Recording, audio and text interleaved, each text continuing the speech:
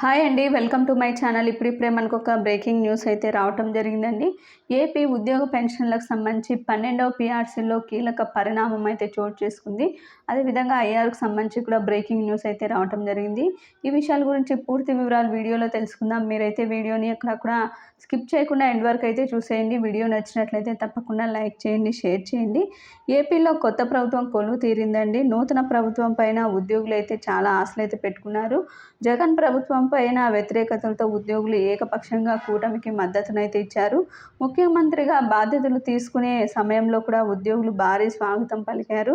Pending బకాయిలతో పాటు PRC గురించి కూడా కొత్త ప్రభుత్వం సానుకూల నిర్ణయం తీసుకుంటుందనే ఆశతో అయితే ఉన్నారు. ఈ సమయంలోనే కీలక పరిణామం అయితే చోటు చేస్తుందండి. ఉద్యోగులకు సంబంధించి పీఆర్సీ అమల్లో అనుసరించిన విధానం కొర్రీలు వారికి ఆగ్రహం అయితే తెప్పించాయి. 2022లోనే విజయవాడలో భారీ నిరసన ప్రదర్శన నిర్వహించారు. ఉద్యోగులకి చెల్లించాల్సిన డిఏలు సకాలంలో అందలేదు. ఉద్యోగుల ఏపీజీఎల్ఐ, జీపీఎఫ్ బకాయిలను నిధులను ఏవి కూడా ప్రభుత్వం పట్టించుకోలేదు. ఇక పదవీ విరమణ చేసిన ఉద్యోగులకు దక్కాల్సిన ఏవి కూడా దక్కలేదు. అదేవిధంగా పెన్షన్ల విషయంలోనూ ప్రభుత్వ నిర్ణయాలపైన వ్యతిరేకత అయితే కనిపించింది. ఇక తాజాగా ఎన్నికల్లో పోస్టల్ బ్యాలెట్తో పాటు పోలింగ్లోనూ ప్రభుత్వానికి వ్యతిరేకంగా వీరంతా వ్యవహరించినట్లు ఎన్నికల సరళైతే స్పష్టం చేసిందండి. ఇక ముఖ్యంగా ముఖ్యమంత్రిగా బాధ్యతలు చేపట్టినటువంటి చంద్రబాబు గారు ఉద్యోగ సంఘ నేతలు అయితే కలిశారు. అయితే తమ బకాయిలు చెల్లించడంతో పాటుగా సమస్యల పరిష్కారానికి కూడా చర్యలు తీసుకోవాలని అయితే కోరారు. ఈ నెలాఖరులోగా సమావేశం ఏర్పాటు చేస్తామని చంద్రబాబు వారికి అయితే హామీ ఇచ్చారండి.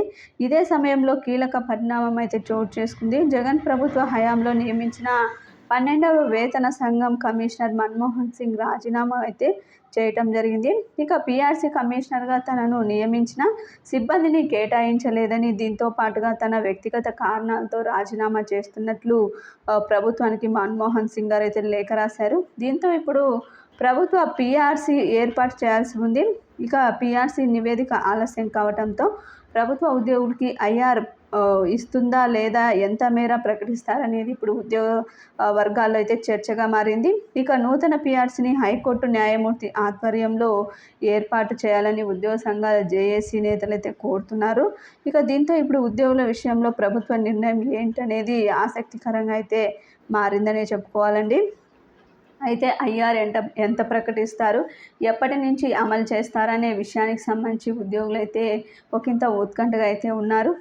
ఏది ఏమైనా సరే ఉద్యోగులకు సంబంధించి ఈ నెల 24వ తేదీ అయితే ఏపీ క్యాబినెట్ భేటీలో ఒక నిర్ణయం తీసుకునే అవకాశం కనిపిస్తుంది. గుడ్ న్యూస్ అయితే రానున్నట్టే సమాచారం అండి. ఎందుకంటే పీఆర్సీ ఆలస్యం అవుతుంది కాబట్టి ఖచ్చితంగా ఈలోపు ఉద్యోగులకు ఇప్పటికే సంవత్సరం వరకు కూడా ఆలస్యం అయిపోయింది. ఇక ఖచ్చితంగా ఐఆర్ ప్రకటించే అవకాశాలు అయితే మెండుగానే ఉన్నాయనే చెప్పుకోవాలి. అయితే ఎంత ప్రకటిస్తారనే విషయానికి వచ్చినట్లయితే 27% నుంచి 30% లోపు అయితే ప్రకటిస్తారన్నది తాజా అప్డేట్ అండి. మీకు వీడియో నచ్చినట్లయితే తప్పకుండా లైక్ చేయండి, షేర్ చేయండి. Thank you for watching.